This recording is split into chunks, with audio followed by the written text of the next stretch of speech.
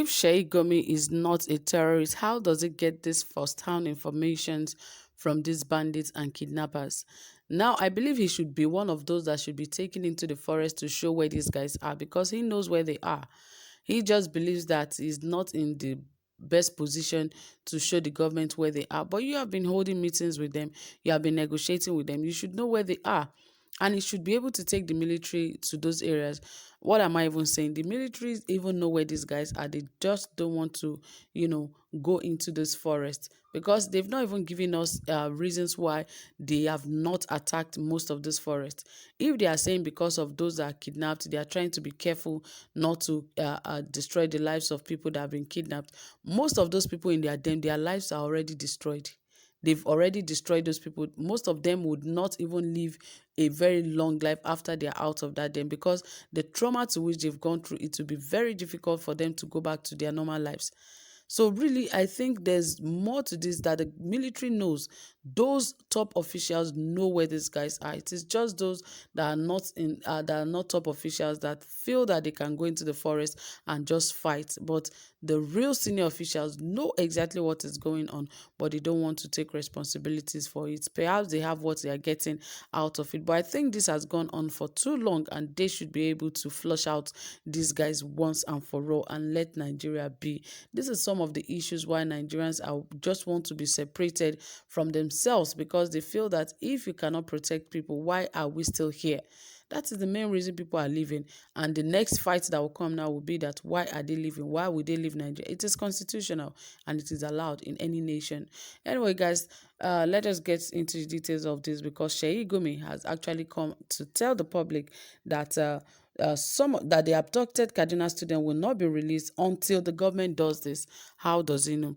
Anyway, more details will come, but please ensure you have subscribed to our channel if you have not, and also give this video a thumbs up. Yes, don't forget to hit the notification bell so that you can get updated anytime we drop a new video. All right, guys, right here it says that an Islamic cleric, Sheikh Hamad Gumi, has said the shoot-on-sight order given by President Muhammad Buhari is hindering the efforts to negotiate the release of the kidnapped students of the Federal College of Forestry Machinization, Afaka, in Igabi local government area of Kaduna State. The students were abducted on March 11, 2021, exactly 2 weeks ago. A day after the abduction, a video surfaced online where the students were seen sitting on the ground in an unknown location and guarded by armed men whose identities were concealed. The victims, who were seen being tortured by the armed men, appealed to the government to rescue them. President Muhammad Buhari had earlier in the month asked security operatives to gun down those carrying arms illegally in the forests. Speaking on Thursday, the cleric said some of the bandits he met in the forest during his peace meeting have assisted in identifying the leader of the gang responsible for the abduction of the students. According to reports, Gumi said despite identifying the leader of the gang, he has been unable to reach out to him because of the shoot-on-sight order of the president.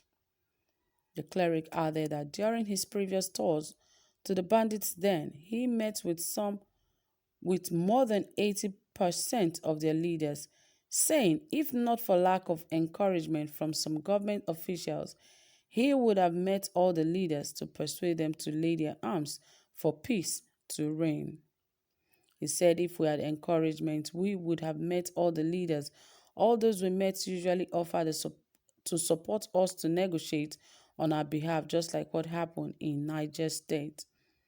Presently, our ability has reached the extent that we want to identify who is involved in any criminal act. We have identified the leader of those who took the students, but he has never attended any peace meeting with us.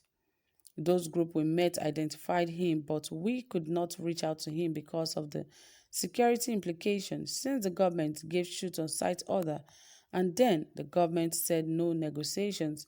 So I don't want us to go into the bush and the government will think we are encouraging them. Asked what needs to be done to get the victims released, Gumi said, What I think is for the government to just relax and allow us to follow these people to teach them how to behave, admonish them, and then negotiate so that they stop this thing. We are doing this for ourselves, not for the government or any political party. We don't want politicians to mess up our land because they come and go while we remain here, God willing. So we are not doing it for political reasons. We are doing it for ourselves so that we stop killing each other. On the stand of Governor Nasir El-Rufai against negotiating with bandits, Gumi said, "I cannot change the state government's stand on negotiation and ransom payment. All I want from them is to allow us to continue discussions with the bandits." It is so unfair and not encouraging for the government to keep saying this, or to keep allowing Sheik Gumi to negotiate on their behalf and bringing back reports from these guys and bandits from this forest. The forests are there. You know where they are. All they have to do is to release an airstrike or release something that would destroy those forests and let it be. If that is how Nigerians are going to have peace, then let it be. Enough is enough. Nigerians have gone through a lot already. And we should stop all of these issues of Gumi going about negotiating with these guys, because now they are feeling like, yes, they have someone listening to them. So the person should keep going back to the government to tell them what they are feeling like or what they are feeling. There's no room for negotiation whatsoever. These guys have terrorized for too long for them to get an amnesty. The only people that I believe should be given amnesty are those that have something to add to the society, because as it is, these guys will only become liabilities.